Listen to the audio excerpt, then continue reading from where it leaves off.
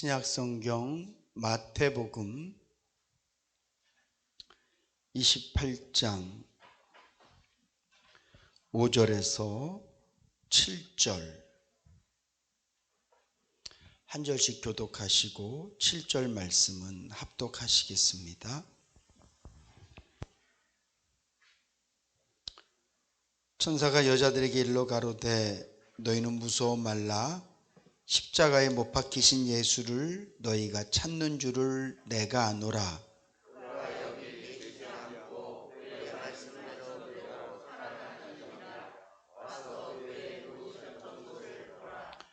또 빨리 가서 그의 제자들에게 이르되 그가 죽은 자 가운데서 살아나셨고 너희보다 먼저 갈릴리로 가시나니 거기서 너희가 배우리라 하라. 보라, 내가 너희에게 일렀느니라 하거늘. 아멘. 우리 옆에 분들에게 한번, 이게 여러분들의 일이거든요. 우리 같이 한번, 예수님이 다시 사셨습니다, 예수님 부활하셨습니다, 같이 한번 옆에 분들에게 한번 인사 한번 하시죠. 예수님이 다시 사셨습니다. 하오나 예수님이 다시 살아나셨어요.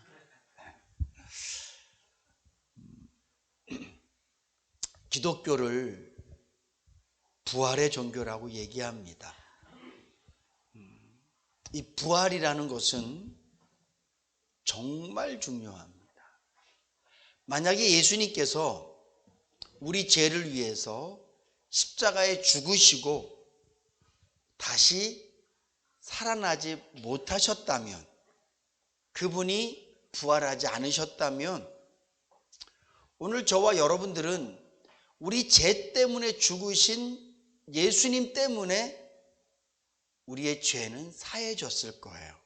그러나 중요한 건 주님이 부활하지 못하셨다면 우리도 부활은 없습니다.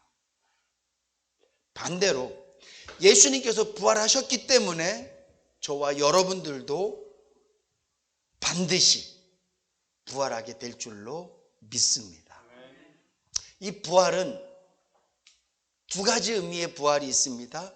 첫 번째 부활은 하나님께서 목조하셨던 그 부활, 저와 여러분들을 이 땅에서 잘 살게 하기 위해서 예수님을 십자가에 죽이시고 부활시키신 것이 아니라 이 땅에서 어떤 삶을 살든지 간에 각자마다 다른 처지에서 인간적인 감정으로는 저 사람은 좀 행복하게 살고 저 사람은 좀 잘 돼서 살고 또 어떤 사람은 어쩌면 저렇게 하는 것마다 안 될까, 저렇게 열심히 사는데 왜 저렇게 좀 안쓰러운 일들이 많을까, 그런 애처로움을 자아내게 하는 그런 삶을 삶의 모양은 다 다르지만 하나님께서 원하시는 것은 내가 십자가에서 죽었으니까 너희들의 땅의 삶을 바꿔라, 내가 부활했으니까 땅의 삶을 바꿔라, 사실은 그 의미는 아니거든요. 가장 큰 목적은 너희들이 어떻게 살든지, 이 땅에서 욥처럼 살든지 다윗처럼 살든지 바울처럼 살든지 누구처럼 살든지 이 땅에서의 삶은 그냥 살아내고 너희들은 죽어서 천국으로 와라. 그냥 이 육신을 가지고 올 수 없으니 부활해서 와라. 그래서 예수님의 십자가의 죽으심과 부활은 이 땅에서의 생사화복을 위한 죽으심과 부활이 아니라 오늘 저와 여러분들을 하나님의 자녀 삼기 위해서 죽으셨고 이 땅에서 자녀로 살아가다가 천국에서 하나님을 다시 만나게 하기 위해서 주님께서 부활하신 줄로 믿으시기 바랍니다. 이것이 십자가와 부활의 가장 큰 목적이에요. 그러니까 우리 장로님 기도하셨던 것처럼 만약에 우리에게 부활이 없다면 우리는 정말 닭 쫓던 개 같은 그런 인생이 될 겁니다. 기독교에 만약에 부활이 없다면 불교나 무슨 여러 타 종교들과 전혀 다를 게 없는 그냥 고등 종교 정도에 끝날 거예요. 그러나 우리가 다른 종교와 전혀 다른 한 가지가 있다면 우리는 부활한다는 것입니다. 사랑하는 성도 여러분, 이 부활을 믿으십니까? 우리 옆에 분들에게 다시 한번 우리 인사합시다. 천국에서 만납시다. 이거는 부활이 돼야 가능한 거예요. 뿐만 아니라 예수님께서 부활하심으로 말미암아 우리의 일상 가운데에서도 부활의 능력을 체험하는 은혜를 주신 줄로 믿으시기 바랍니다. 제가 서두에 예수님의 십자가의 사건과 부활 사건은 우리가 이 땅에 살면서 생사하복, 내가 더 잘 살게 되고 내가 뭘 더 얻게 되고 내가 더 부자로 살고 내가 더 높은 자리에 살고 그런 것과 관계없다고 말씀을 드렸어요. 근데 중요한 건 예수님의 부활은 그럼에도 불구하고 우리의 삶에 큰 능력이 되고 힘이 되어진다는 것입니다. 이렇게 오해하시면 안 돼요. 예수님이 부활하셨으니까 내 망했던 사업도 부활하겠지? 예수님께서 부활하셨으니까 병든 나의 몸도 다시 부활한 것처럼 건강해지겠지? 물론 그런 은혜도 있지만 부활의 능력은 그런 능력이 아니에요. 부활의 능력은 오늘 본문 말씀에 나오는 것처럼 여인들이 예수님의 무덤을 찾아갔을 때 예수께서는 그 무덤에서 부활하신 것처럼 무덤은 여전히 있는 거예요. 그렇지만 주님이 부활하신 거죠. 오늘 우리들은 마치 예수님의 부활의 능력을 통해서 내 삶이 부활되어지고 내 물질이 부활되어지고 내 건강이 부활되어지기를 원하는데 제가 체험한 부활, 저의 삶 속에서 수도 없이 많은 일들 가운데에서 정말 주님의 부활이 나에게 능력이 되는구나 라고 감사가 되고 느껴지는 것은 내 상황은 그대로 가만히 있는데 내 처지는 그대로인데 부활하신 예수 그리스도가 나의 구주로 내 모습만 내 처지만 보면 여전히 눈물 나고 한숨 쉬고 원망할 수밖에 없는데 부활하신 예수가 내 마음속에서 믿어지고 느껴질 때 내가 부활하는 게 아니라 내 상황이 부활하는 게 아니라 부활하신 예수를 만남으로 말미암아 똑같은 상황 속에서 내 심령에 부활의 예수를 통해서 웃음의 열매가 맺어지고 기쁨의 열매가 맺어지고 감사의 열매가 맺어진다. 사랑하는 성도 여러분, 저는 여러분들에게 이 부활의 능력이 날마다 체험되어지실 수 있기를 주님의 이름으로 축복합니다. 죄송해요.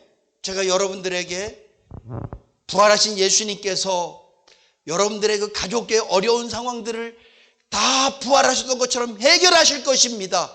믿습니까? 이렇게 설교 못해서 죄송해요.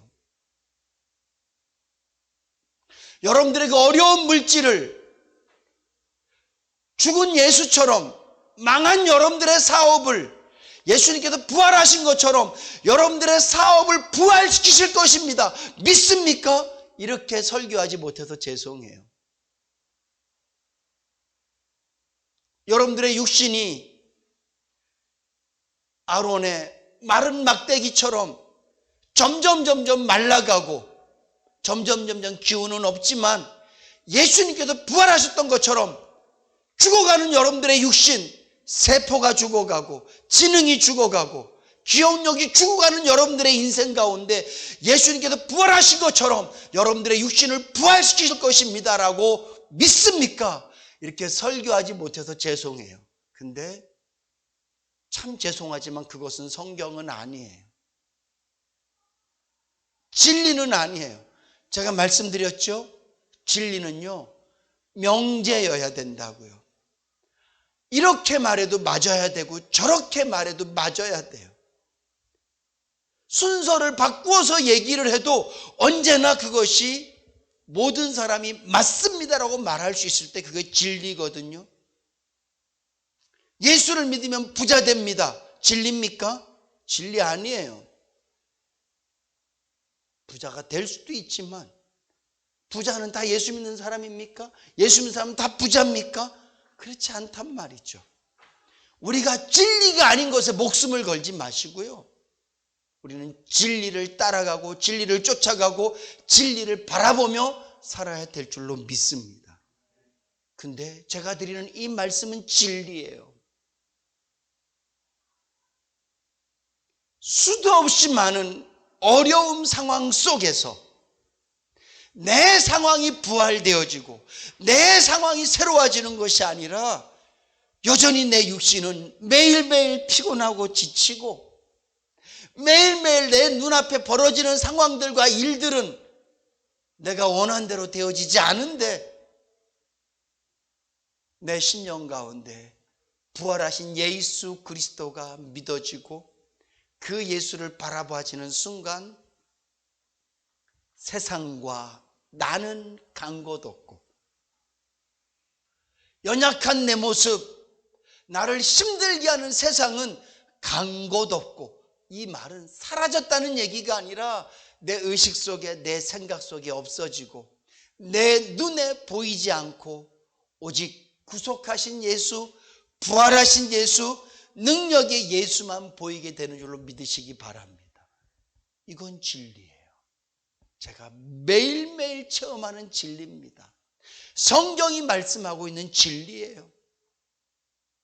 오늘 새벽에도 잠깐 그 말씀을 나눴지만 안식 후 첫날 새벽 미명에 여인들이 예수님의 무덤으로 찾아갔습니다.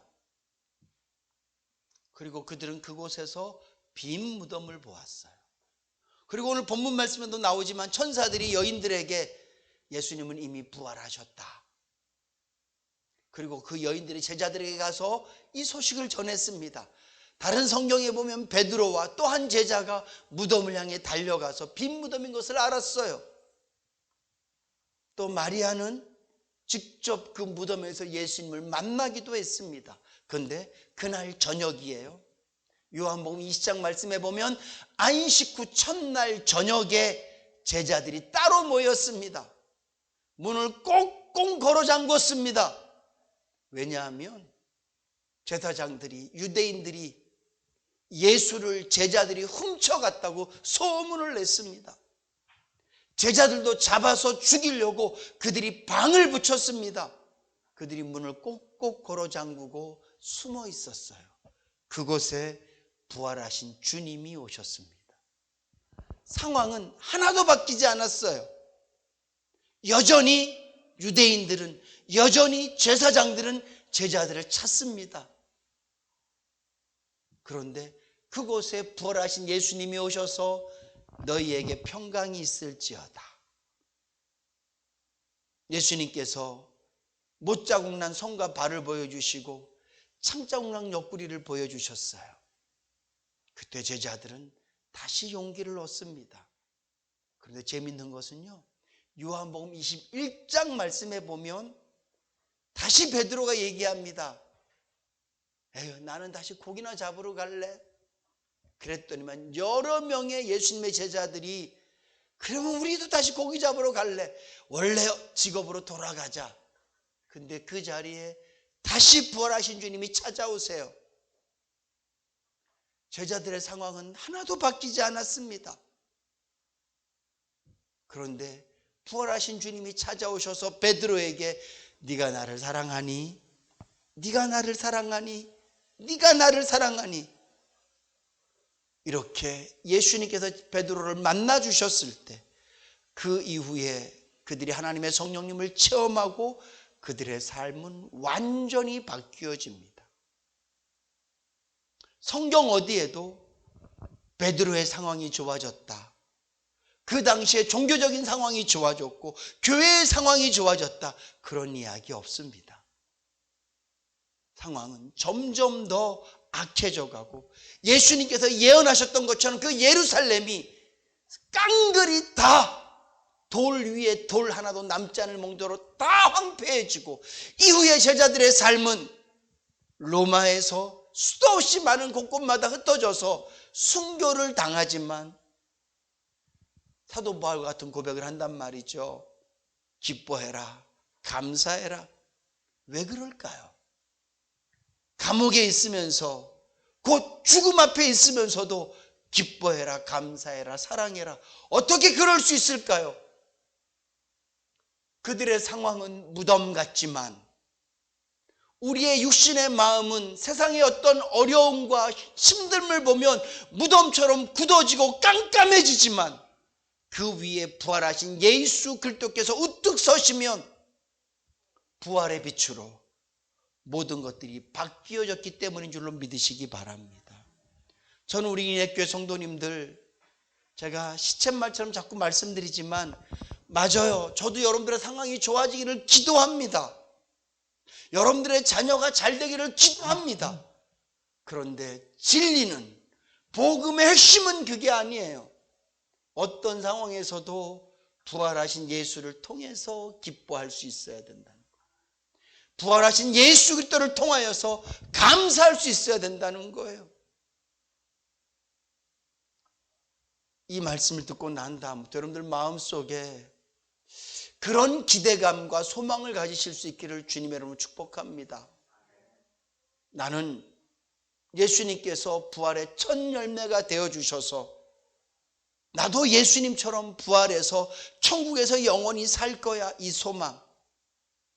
그것은 죽으면, 아니면 다시 주님이 이 땅에 오시면 이루어질 일들이에요. 이거는 변하지 않아요. 내가 좀 잘 못 산다고 해서, 내가 좀 엉터리 같다고 해서 그 변하지 않는 거예요. 이미 하나님께서 우리에게 약속하신 것이기 때문에, 불변의 진리이기 때문에 그건 걱정 안 하셔도 돼요.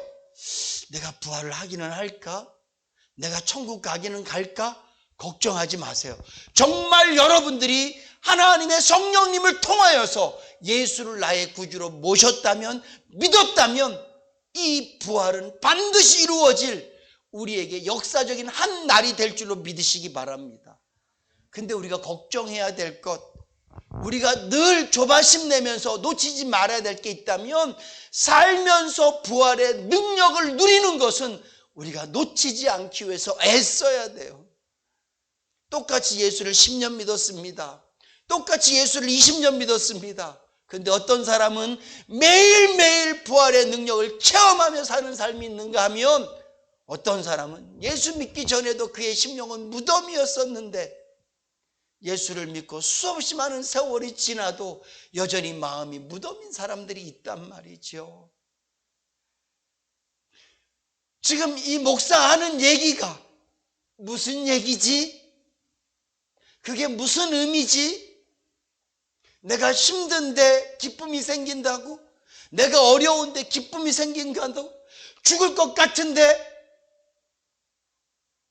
내 마음은 내 육신의 눈에서 눈물을 흘리게 만들고, 내 마음에는 수없이 많은 고민들과 걱정들이 다 가시가 돼서 나를 찌르는데, 그 가운데 부활의 예수를 믿으면 그 눈물 가운데 기쁨이 있고 그 찔림 가운데 감사가 있을 수 있다고? 말도 안 돼. 사랑하는 성도 여러분, 그게 기적이에요. 그게 오늘 말씀의 제목처럼 무덤에서 만들어낸 기적, 부활이잖아요. 무덤 같은 우리의 인생 가운데에서 부활을 체험하는 것, 그것이 기적인 줄로 믿으시기 바랍니다. 주님이 세상에 오셨을 때 세상을 깨끗하게 만들어 놓고, 아니요, 부른 제자들부터 의심덩어리들을 부르셨어요. 부른 제자들부터 순 엉터리 같은 자들을 부르셨어요. 부른 제자들부터 무지한 자들을 부르셨어요. 부른 제자들부터 말만 앞서는 자들을 부르셨어요. 조금만 힘들면 다 떠나버리는 그런 사람들을 제자 삼으셨다고요. 주님께 모여온 사람들은 다 어떤 사람들입니까? 똑똑한 사람들은 예수를 죽이려고 했던 사람들이에요. 나머지들은 다 죄인이고 헐벗고 소외받은 사람들, 병든 사람들, 귀신 들린 사람들이 주님께 왔어요. 근데 중요한 건 어떤 사람들이 모였든지 간에 그곳에 주님이 살아계시니까 은혜가 되고 능력이 나타난 줄로 믿으시기 바랍니다. 주님은 상황을 바꾸려고 하지 않으세요. 그냥 내가 예수다 하고 계신 거예요. 오늘 사람들은 자꾸 예수 믿는 저와 여러분들이 자꾸 오해하고 내 욕심에 의해서 자꾸 신앙생활을 하니까 자꾸 뭘 바꾸고 싶어 해요. 물론 바꾸고 싶은 건 저도 있어요. 근데 중요한 건 바꾸고 싶은 것보다 더 중요한 게 뭐냐 하면 지금 내 삶에서 부활하신 예수를 영접하는 거예요. 지금 내 현재 상태에서 예수 그리스도를 내가 온전히 믿음으로 말미암아 그 상황에서 기뻐할 수 있고 그 상황에서 감사할 수 있는 것이 더 중요한 줄로 믿으시기 바랍니다. 저는 우리 인내교회 성도님들 지금 형편 그대로, 지금 여러분들의 처지 그대로 거기서 부활의 주님을 만나실 수 있기를 주님이라고 축복합니다. 상황이 좋아지고 난 다음에 와 주님이 나를 사랑하셨어, 맞죠? 근데 그때도 상황이 좋아지고 난 다음에 기도가 응답되고 난 다음에 모든 상황들이 정말 주님이 부활했던 것처럼 나에게 좋은 선물들로 다가온 다음에 주님은 나를 사랑하시네요, 역시 하나님은 능력의 하나님이세요. 물론 그런 신앙의 고백도 좋은 고백이지만 지금 그 형편, 지금 그 자리, 하나님 난 너무 힘들어요, 난 너무 괴로워요, 난 너무 벅차요, 난 너무 죽을 것 같아요. 그 무덤 같은 그 자리에서 주님은 저와 여러분들에게 부활의 예수로 빛나기를 원하시는 줄로 믿으시기 바랍니다. 저도 왜 어려움이 없겠습니까? 저에겐 왜 고민 다 있어요. 똑같아요. 근데 중요한 건 저는 매 순간순간마다 주님께 주님 이 상황을 바꿔주세요라는 기도보다 나는 주님이 필요합니다. 형편이 바뀌어지는 것보다 저는 주님이 더 급합니다. 그렇게 기도하고 주 예수 그리스도, 특별히 부활하신 주 예수 그리스도를 내 마음속에서 느껴지는 순간 다 필요 없어요. 상황이 어떻다고?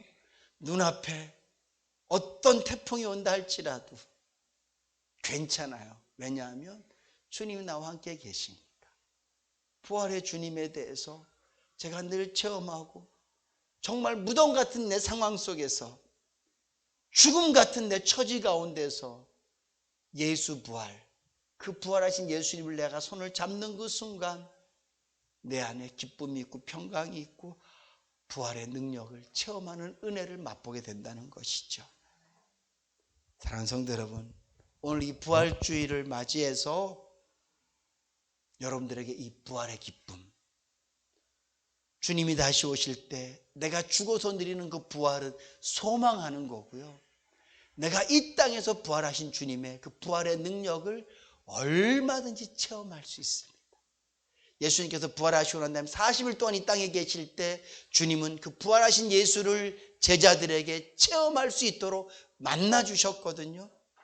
오늘 저와 여러분들도 주님은 이 땅에 다시 오시면서 우리에게 부활을 선물하시기도 하시겠지만 지금 현실에서도 저와 여러분들에게 부활의 능력을 체험케 하시는 분이시거든요. 한 분도 빠짐없이 무덤 같은 여러분들의 인생 가운데, 암흑 같은 여러분들의 인생 가운데, 고통으로 가득한 여러분들의 인생 가운데 부활의 능력을 날마다 체험하며 사실 수 있기를 주님의 이름으로 축복합니다. 기도하시겠습니다.